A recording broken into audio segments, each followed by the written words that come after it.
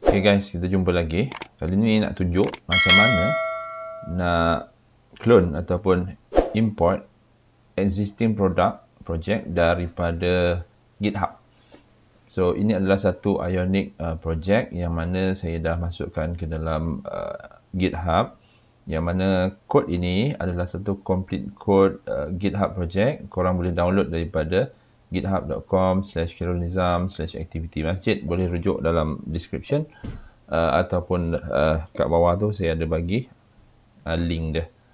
So projek ini adalah untuk kita capture data daripada Firebase.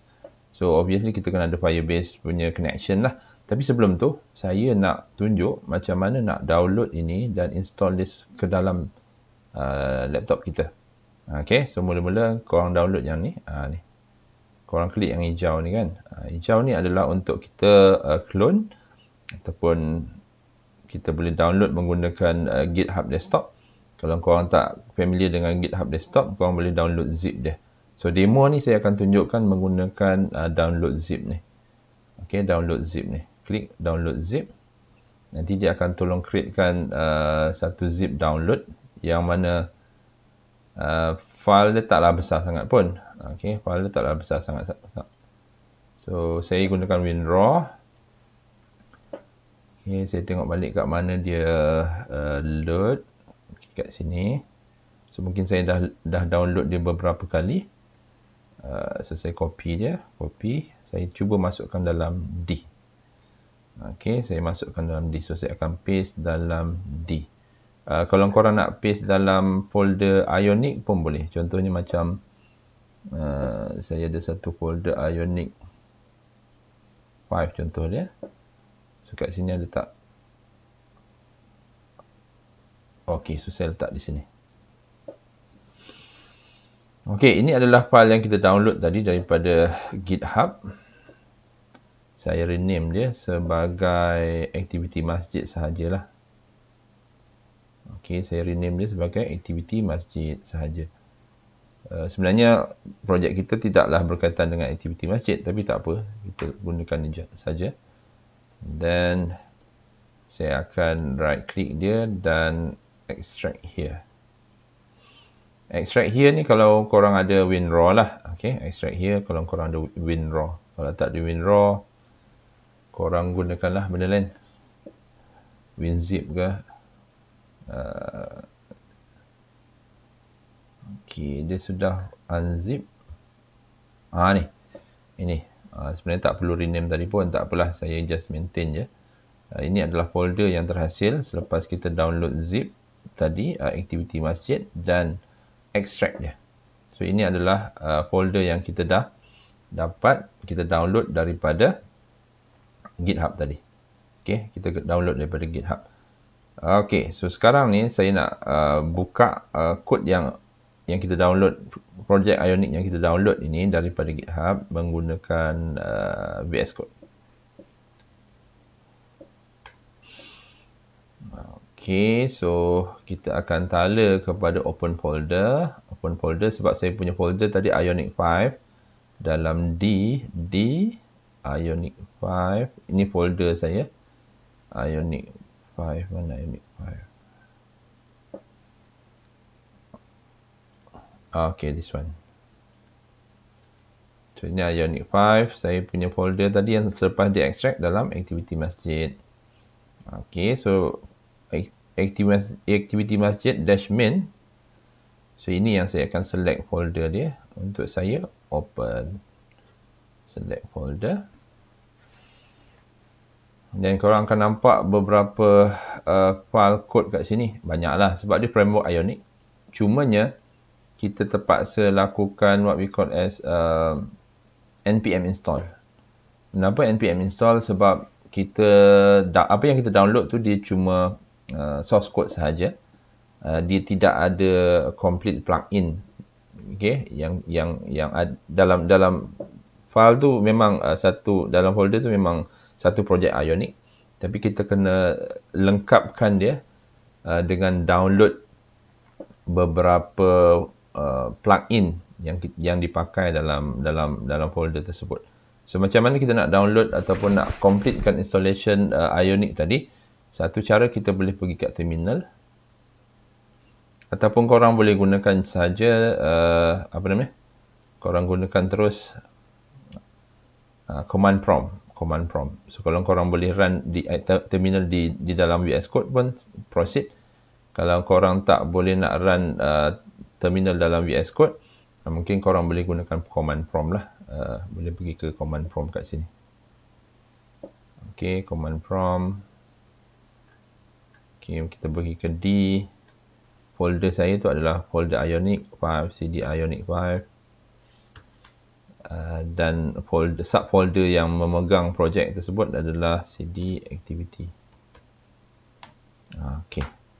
So, ini adalah folder dia. So, sepatutnya kalau dia adalah satu complete project Ionic, kita boleh run Ionic Serve lah. Sepatutnya lah.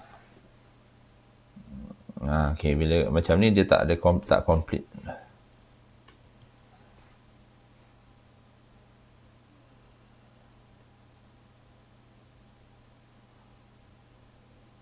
So sebelum run Ionic Serve, saya off dulu.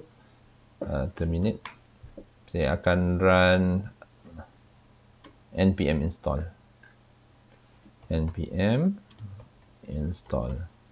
Ini dalam folder yang kita extract tadi ya. Dia kena berada dalam folder yang kita extract. Enter. So npm install ni macam tadi, dia akan lengkapkan semua plugin, download semua plugin yang terlibat yang kita pakai dalam project Ionic ini.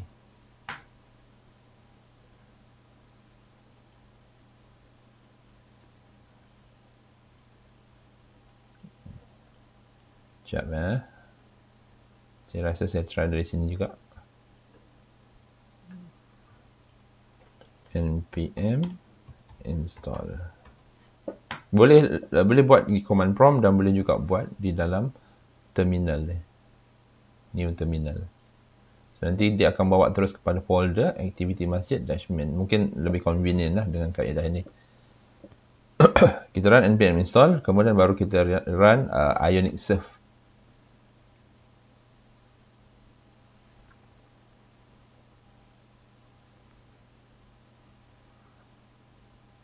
Dalam projek ni, dia dah ada plugin untuk Firebase, Angular Firebase.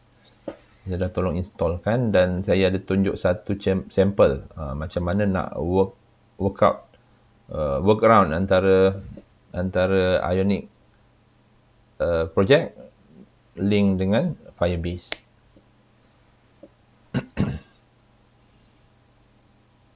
Okay, so selepas kita run npm install, kita dah selesaikan semua dependency, then kita akan run Ionic Serve lah.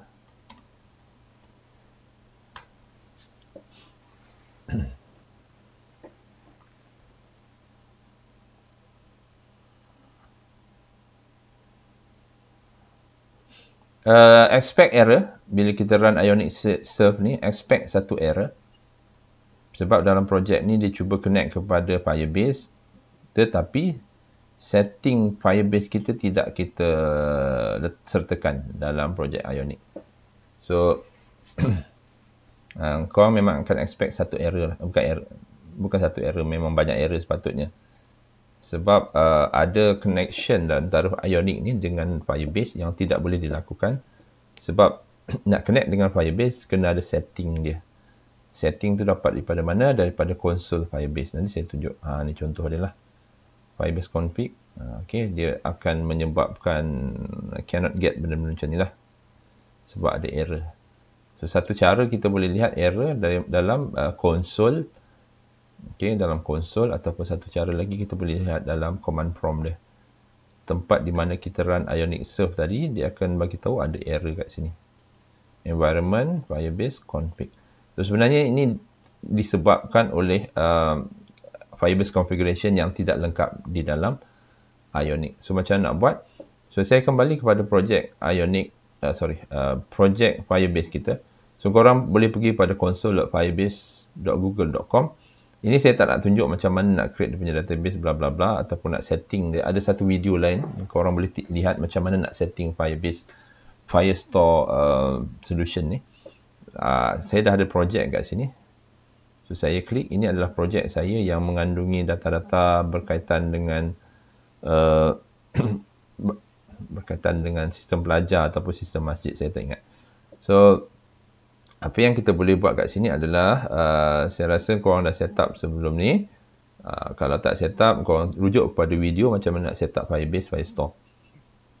Ok, so dalam project setting ni, dia ada dia punya security token ataupun Firebase setting yang kita boleh copy.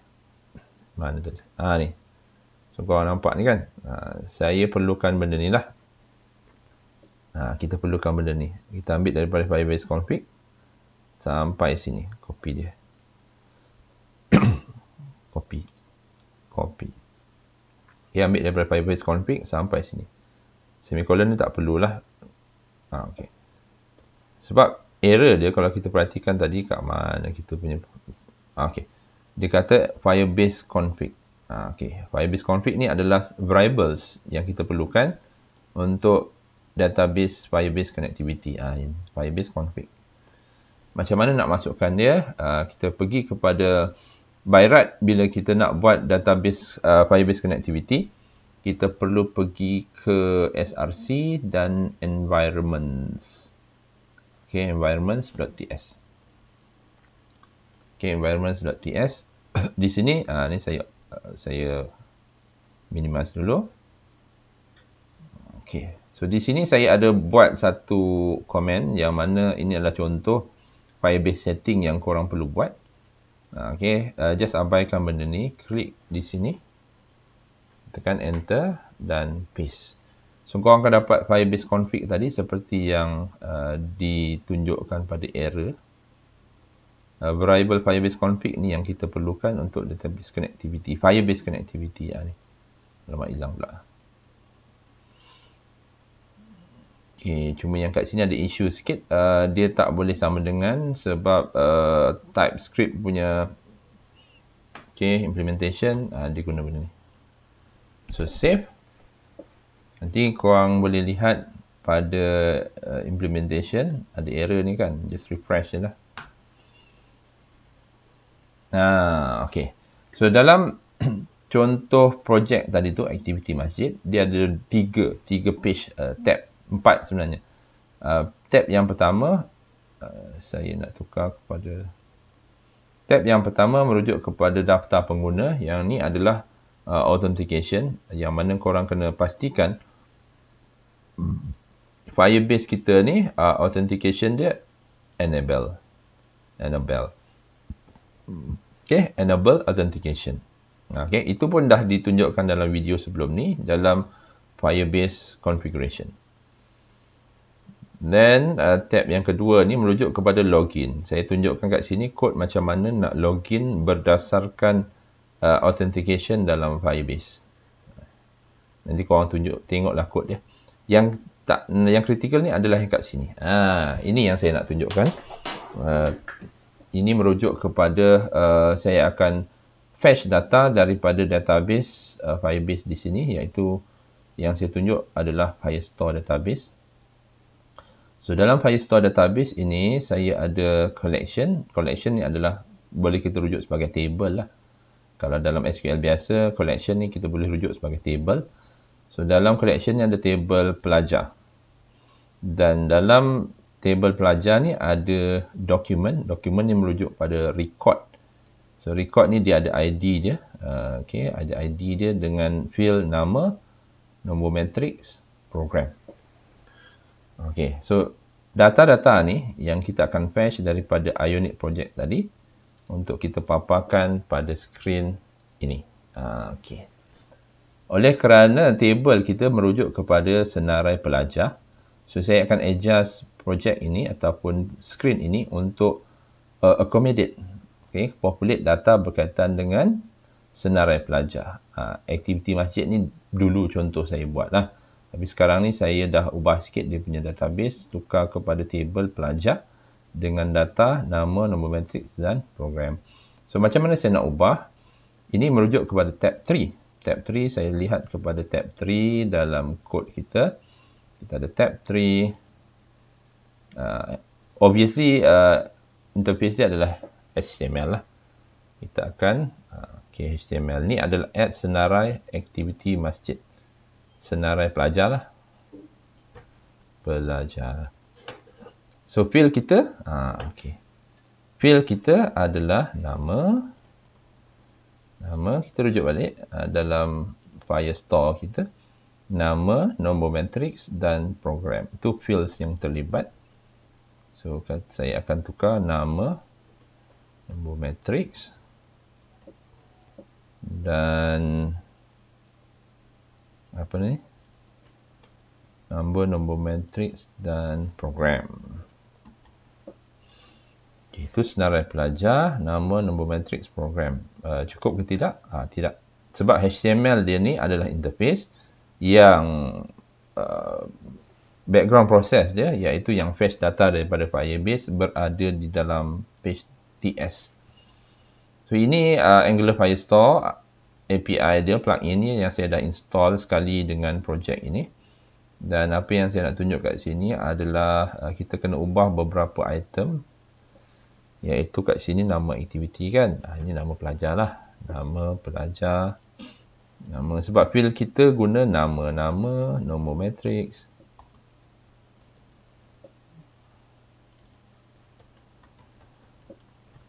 Dan program. So, kalau korang ada field yang baru, tambah sajalah. Okay, tambah saja. Dan bila tambah tu, obviously korang kena adjust lah. Okay, ini merujuk kepada collection ataupun table kita. Collection table kita, nama dia apa? Ni pelajar. Pensyarah ni kemudian lah. Yang penting pelajar ni. Okay, pelajar. Pelajar. Snapshot changes ni merujuk kepada satu function dalam Firestore database yang mana kalau katakan apa-apa perubahan, dia akan return data baru. So, kita lihat senarai pelajar. Tu nampak. Nama pelajar-pelajar yang ada dalam Firestore.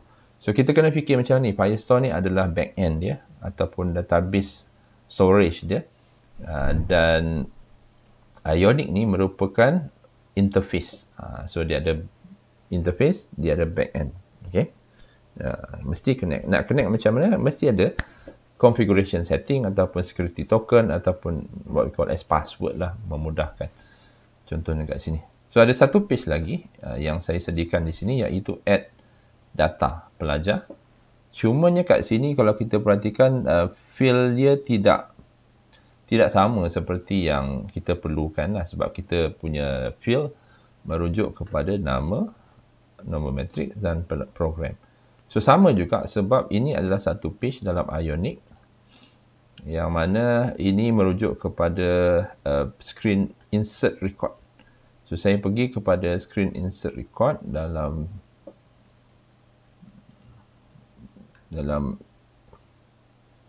Ionic project kita. Dalam app insert record. Ini adalah yang biasa kita akan adjust adalah HTML. Masukkan pelajar baharu. Okay. Sebab table kita merujuk kepada table pelajar. Tarikh aktiviti dijalankan tidak ada dalam table pelajar. Kita ada nombor matrik contoh dia. Okay, kita ada nombor matriks. Yang atas ni caption, yang atas ni bawah ni variable. Variable kena merujuk kepada nama field. Itu lebih mudah untuk kita implement. So, bila type date, kita tukar kepada text lah. Sebab dia tak expect date input, dia expect text. Nama aktiviti, nama pelajar. Nama saja. Text, apakah nama pelajar?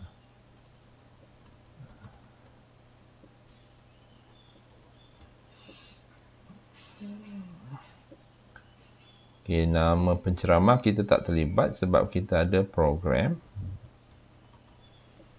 Okay, kita letak di sini program. Nama program. Kita lihat tambah record pelajar baharu. So, sentiasa save je lah. Sentiasa save, masukkan. Okay. So, nanti kita akan lihat bila kita tekan add di sini. Tu nombor matriks. Tambah rekod pelajar baharu, nama pelajar.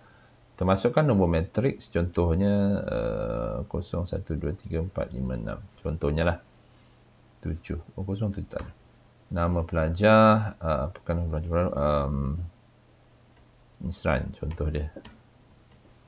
Program dia DCS, contohlah. Lepas tu bila kita klik, nanti kita nampak kat sini Misran. Okey, aktiviti telah berjaya disimpan. Mana Misran? Ni pelajar baharu. Oh, saya ada kesilapan sikit. Kenapa kat sini dia tulis pelajar baharu? Sekejap ya. Insert record.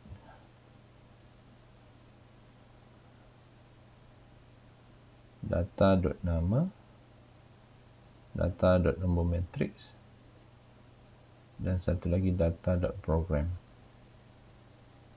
Oh, TS. Saya punya TS saya lupa nak adjust kot. Yalah, betul lah. TS dia belum adjust, sorry. Aktiviti baru, pelajar baru berjaya disimpan. Dan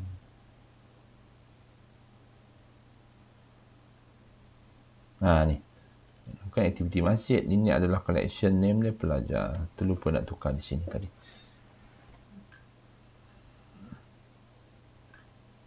Okey, save. So saya try balik sekali lagi. Nama matrix 987654. Nama pelajar, second try.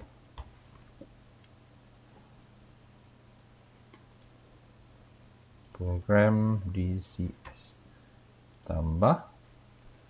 Ni second try dah masuk. Nampak ni. Second try dah masuk. Okey, tadi silap sebab dalam insert record.ts saya tak ubah dia punya collection tu semua. So sekarang ni saya dah tunjukkan contoh ringkas macam mana nak manage project, Firebase project, okay, dan link dengan Ionic. Okay, terima kasih guys. Boleh rujuk dalam description. Dia punya link kepada konsol Firebase dan kepada complete Ionic project dalam GitHub saya. Okay guys, terima kasih. Assalamualaikum.